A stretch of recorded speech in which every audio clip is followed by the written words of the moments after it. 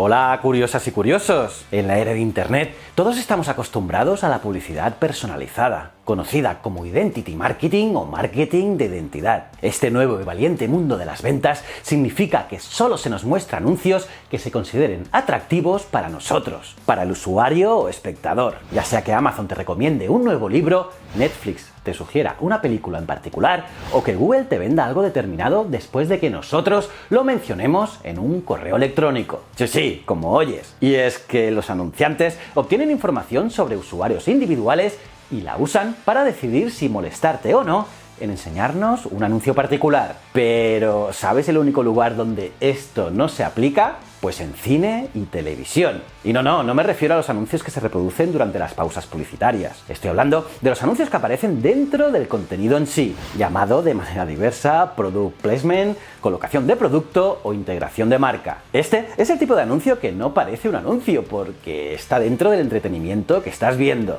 Algo que, por cierto, aquí en YouTube pasa mucho, pero en el cine pasa muchísimo. ¿O no recuerdas la primera escena de Daniel Craig como James Bond en la película Casino Royale? Sí, cuando Vesperlin le pregunta de manera burlona si está usando un Rolex y Bond le corrige diciendo que realmente es un Omega. Pues bien, el problema con este tipo de publicidad, al menos en comparación con otras formas de venta moderna, es que no permite al usuario el mismo nivel de personalización. Aunque claro, un elemento de autoselección tiene lugar cuando un determinado tipo de persona elige ver cierto tipo de película o cierto programa de televisión. Pero una vez que están en el cine o tumbados en el sofá viendo el contenido en cuestión, el contenido es el mismo para todos. Y es que Vesperlin seguirá babeando por el reloj Omega de James Bond, incluso si tú eres más de un Apple Watch. O peor aún, que no uses nunca un reloj. Pues bien, aquí es donde la compañía Riff entra en escena. Una empresa que quiere cambiar la publicidad para siempre. Pero, ¿de qué trata esta tecnología? ¿Podrá poner publicidad personalizada en cualquier película? ¿Y en las antiguas? ¿Veremos a Marty McFly con unas Adidas en vez de con sus míticas Nike? Pues bien, en este vídeo os hablaré de eso y mucho más, así que acompáñame hasta el final. Además,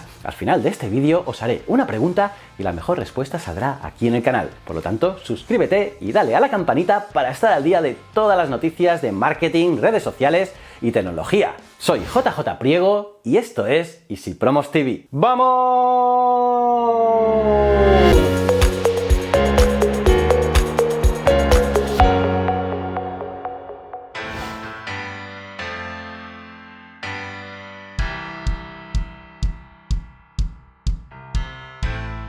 Como os digo, la empresa Riff quiere cambiar la publicidad en cine y televisión, y lo quiere hacer con un nuevo concepto que no dejará indiferente a nadie, sobre todo a los marqueteros. Y es que Roy Taylor, el CEO de la compañía, tenía en mente un concepto que podría cambiar para siempre la forma en que vemos programas de tele y películas, al alinearlo con el tipo de publicidad personalizada que vemos de manera online. Lo que afirma Taylor es que su tecnología puede habilitar el marketing de identidad para integrar las marcas en cine y televisión. Traducido, eso significa que un día, y probablemente antes de lo que piensas, el cartel gigante saltado por un Tom Cruise en moto, en su último tráiler de acción y espionaje, no será el mismo para todos los que lo miran. Sí, parece increíble, ¿verdad? Estos objetos se elegirán cuidadosamente para adaptarse a ti, al espectador, y luego se insertarán digitalmente en la escena sin ningún signo aparente. Bienvenido al futuro de la publicidad. Pensad que desde el 2010, Taylor, de origen británico, ha trabajado en Hollywood en la producción de películas, pero antes de esto trabajó en juegos de ordenador, algo que tiene mucho que ver con esta nueva publicidad. Y es que en 1998 fue uno de los primeros ejecutivos senior de Nvidia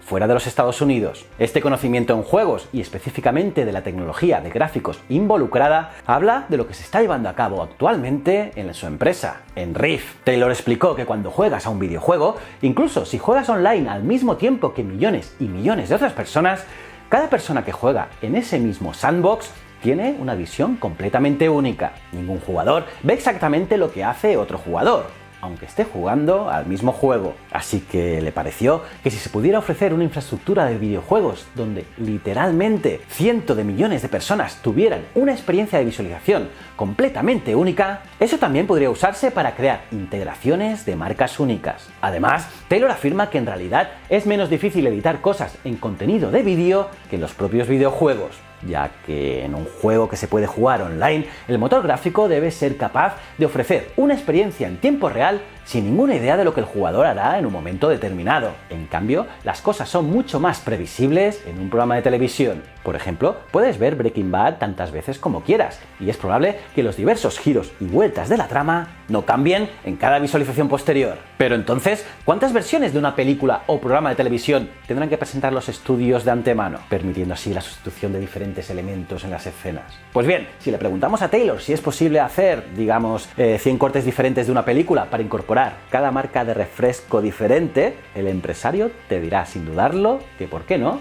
100.000. 100.000 versiones diferentes o incluso 1.000.000.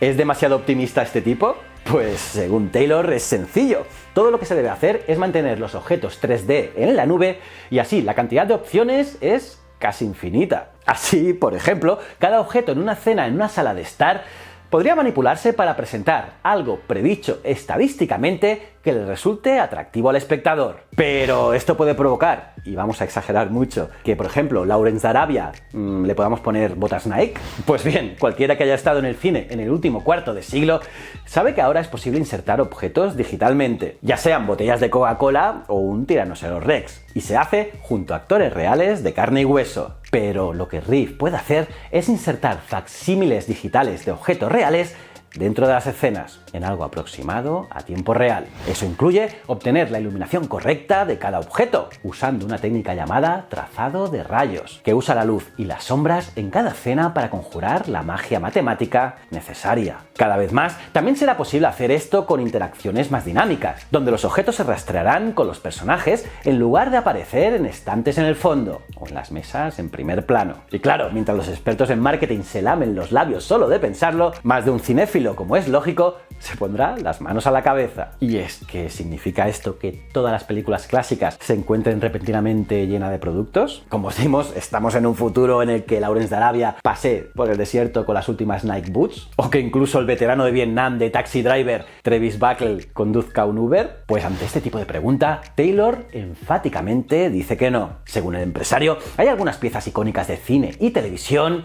que, en su opinión, nunca deberían tocarse. Y es que en su momento los directores y productores querían que se contara la historia de cierta manera, y entre otras cosas que se vieran ciertas marcas o no, y que éstas fueran correctas para la historia que contaban. Aunque eso no quita que hayan jugado con ello, y es que su equipo afirma que internamente pusieron una MacBook Pro en Casablanca. Pero claro, eso fue puramente para ellos, para jugar. Aunque el resultado de aquello fue que en primer lugar que se veía realmente bien, pero en segundo lugar que nunca se debe hacer. Pero claro, otra cosa son las futuras películas o programas de tele, que el objetivo de Taylor no es otro que construir el Google AdWords de la imagen en movimiento. Para el CEO de Riff es importante que hayan 28 millones de pequeñas empresas en los Estados Unidos y 23 millones de pequeñas empresas en toda Europa, y que el 66% de las pequeñas empresas afirmen que su mayor desafío es el conocimiento de la marca. A Taylor y su equipo le gustaría construir una plataforma que haga posible que las pequeñas marcas lleguen tanto a la televisión como al cine. Y si todo va según lo planeado, Riff podría interrumpir en una industria publicitaria por valor de miles de millones. Eso significará que en lugar de ver aparecer las mismas marcas una y otra vez en las películas, podría ser posible insertar tu propia marca. Sí, lo que oyes. Imaginad que, por ejemplo, un canal de YouTube como Stream Marvel se pueda promocionar en una película de Vengadores y que lo vea solamente su público objetivo, es decir, por ejemplo, hombres hispanos de entre 15 y 30 años que vean vídeos de YouTube. ¿Nos parece brutal? Y es que actualmente, por injusto que pueda parecer, una publicidad de la tienda de pizzas Pepito de Girona probablemente nunca aparezca en el costado del camión en el que se desarrolla la última escena de acción culminante de una película de gran presupuesto. Pero, ¿qué pasaría si pudieras hacer una oferta para asegurarte de que esta publi solo aparecería para los espectadores de Girona? Unos espectadores que previamente habían pedido pizza y que estaban viendo esta película en particular en su casa un sábado por la noche, justo cuando estaban pensando qué comida pedir. Alucinante, ¿verdad? Además, esto parece bastante más realista y probablemente mucho más asequible para todas las marcas. Pero bueno, en este momento apenas están comenzando a implementar todo esto. Pensad que la empresa solamente tiene un año de vida y todavía están haciendo trabajos de prueba de concepto y de compromisos en etapas tempranas. Aunque el plan es que la tecnología de Riff esté funcionando en un futuro muy, pero que muy cercano. Inicialmente esto se limitará a la colocación digital de productos en escenas personalizadas, eso sí, según las preferencias del espectador. Y si todo va bien, y si todo va según lo planeado, Riff podría entrar en una industria publicitaria por valor de miles y miles de millones. Si no lo compra Google o Apple antes, claro está. Y si algún día pasa, el cine y la televisión nunca volverán literalmente a verse igual. ¿Cómo os habéis quedado, curiosas y curiosos? ¿Qué? ¿Qué os ha parecido este vídeo? ¿Conocíais este tipo de tecnología? Me lo podéis poner en los comentarios, a ver qué os parece. Los leo todos. Aparte, en el comentario destacado os dejaré otros vídeos tan y tan interesantes como este. Echadle un ojo también. Por cierto, os dejo una pregunta para que la contestéis vosotros en los comentarios.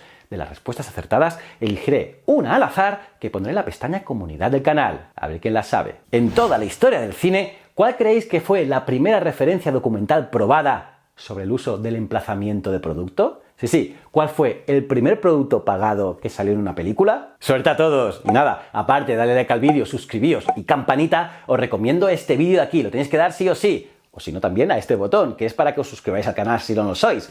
Y nada, estos dos botones son mis otros canales, tanto Ciencias de la Ciencia como Historias de la Historia. Y recuerda, el conocimiento es un requisito esencial para la supervivencia. Muchísimas gracias.